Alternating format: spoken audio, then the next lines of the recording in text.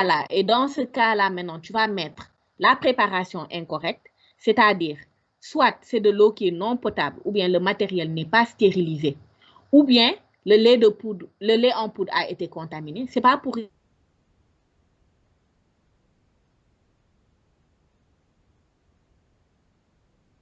maintenant, il y a un petit débord au niveau. Vous me percevez?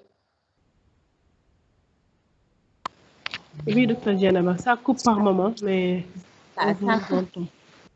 Effectivement. Donc, patientez, je vais remettre le Wi-Fi en marche.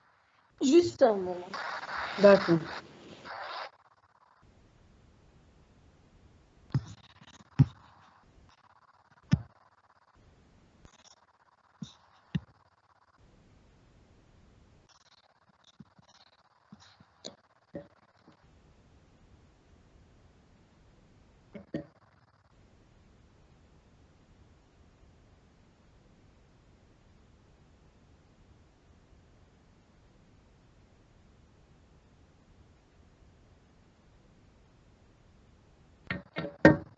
Voilà, c'est bon. Donc, en principe, on ne devrait plus avoir de coupure.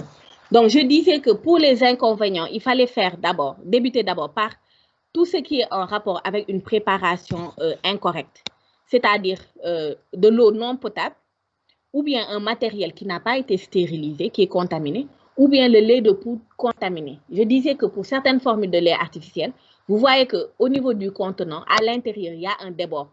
Ce débord a été fait pour que la cuillère puisse tenir debout, que la cuillère ne tombe pas dans la poudre de lait et que vous deviez aller le chercher avec le risque de contamination manuportée. Donc, si tu fais eau non potable, matériel non stérilisé ou contamination, le risque, c'est une gastro-entérite infectieuse. Si c'est une dilution en défaut du lait, le risque, c'est une constipation ou une diarrhée, voire un risque de déshydratation hypernatrémique. Et si c'est une dilution en excès du lait, le risque, c'est une malnutrition parce que l'enfant ne recevra pas les calories dont il a besoin. Si on le calcule en kilocalories par kilo par jour, et une fréquence élevée de tétée, c'est-à-dire si on donne trop fréquemment le biberon aussi, sachant que sa teneur calorique est plus élevée que celle du lait maternel, ça peut entraîner une obésité. Et ensuite, tu parles de la colique qui peut être consécutive à une ingestion excessive d'air. Donc ça aussi, c'est un inconvénient de l'allaitement artificiel, c'est-à-dire que si l'enfant avale beaucoup d'air au cours des tétées, ça peut entraîner une colique. Et souvent même, elle est responsable d'une grande part des coliques qui amènent les parents en consultation.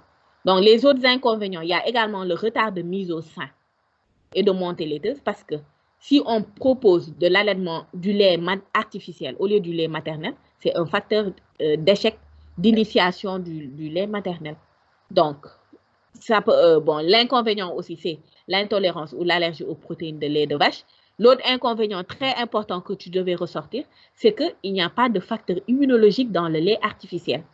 C'est-à-dire, il n'y a pas de cellules immunitaires, d'enzymes digestives, d'immunoglobuline qui est apporté dans le lait maternel, qui est présent dans le lait maternel et qui est malheureusement absent dans le lait artificiel, et le coût qui est également très élevé.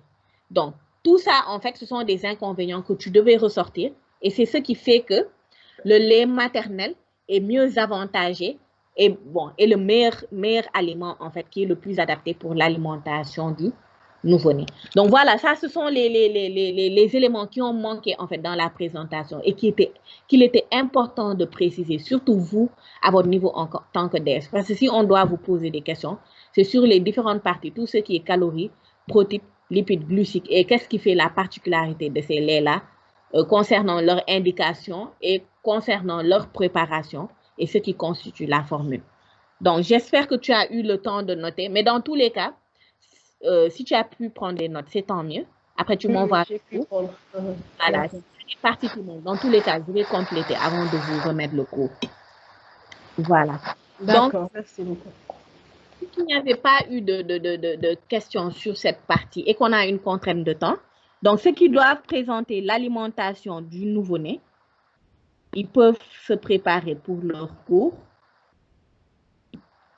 Pour la préparation du biberon, il y a Yacine qui a anticipé sur ça. Voilà, elle a décrit en fait dans son cours. Donc, préparation du biberon, on le fera en pratique une autre fois. Donc, aujourd'hui, on va faire, après ce cours-là, alimentation du nouveau-né en milieu hospitalier et, comment dire, les soins essentiels du nouveau-né.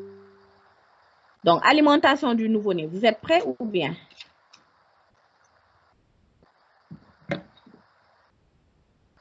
D'habitude, ce cours-là, c'est moi qui vous le faisais. C'est-à-dire, c'est un cours que moi-même, parce que on se rendait compte que vous ne compreniez pas le plan sur quel bout vous devez prendre le cours-là. Donc, souvent, c'est un cours qui était incomplet. Donc, en principe, c'est moi qui faisais tout le temps le cours-là. Donc, j'espère que vous avez pu avoir comme base mon cours. Sinon, on va voir, est-ce que je ne vais pas finalement, moi, présenter le cours.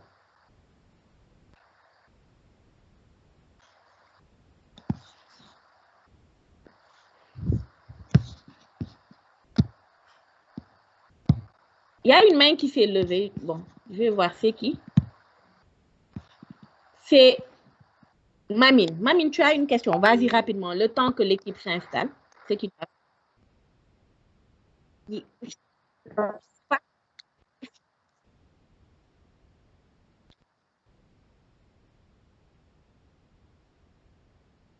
Non, non, en fait, c'est ce que je disais. En fait, la supplémentation en vitamine D systématique, c'est les enfants qui sont nourris exclusivement au sein ou bien les enfants qui font de l'allaitement mixte.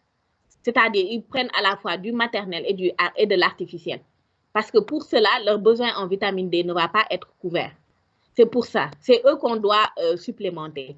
Mais un enfant qui ne fait que de l'allaitement artificiel, lui, on n'a pas besoin de supplémenter parce que le lait est déjà supplémenté en vitamine D. Sinon, en fait, c'est une surcharge qu'on va faire.